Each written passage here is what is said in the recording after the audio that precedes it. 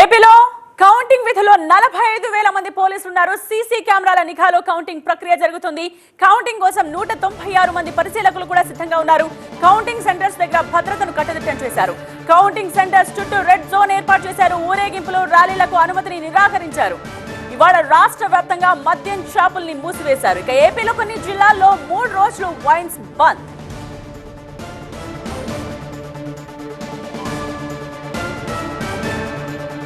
Counting centres చుట్టూ red zone ఏర్పాటు చేశారు. భద్రతను కట్టుదిట్టం చేశారు. సీసీ కెమెరాల నిఘాలో కౌంటింగ్ కొనసాగుతోంది. ఏపీలో ఇప్పటికే కౌంటింగ్ విధుల్లో 45,000 మంది పోలీసులు ఆన్ డ్యూటీలో ఉన్నారు. సీసీ కెమెరాల నిఘాలో కౌంటింగ్ ప్రక్రియ కొనసాగుతుంది. కౌంటింగ్ కోసం 196 మంది పరిశీలకులు సిద్ధంగా ఉన్నారు. ఇక కౌంటింగ్ సెంటర్ల దగ్గర భద్రతను కట్టుదిట్టం చేశారు. కౌంటింగ్ సెంటర్స్ చుట్టూ రెడ్ జోన్ ఏర్పాటు చేశారు. ఊరేగింపులు, ర్యాలీలకు అనుమతిని నిరాకరించారు. ఇవాళ రాష్ట్ర వ్యాప్తంగా మద్యం షాపుల్ని మూసివేశారు. ఇక ఏపీలో కొన్ని జిల్లాల్లో 3 రోజుల పాటు వైన్ షాప్స్ బంద్.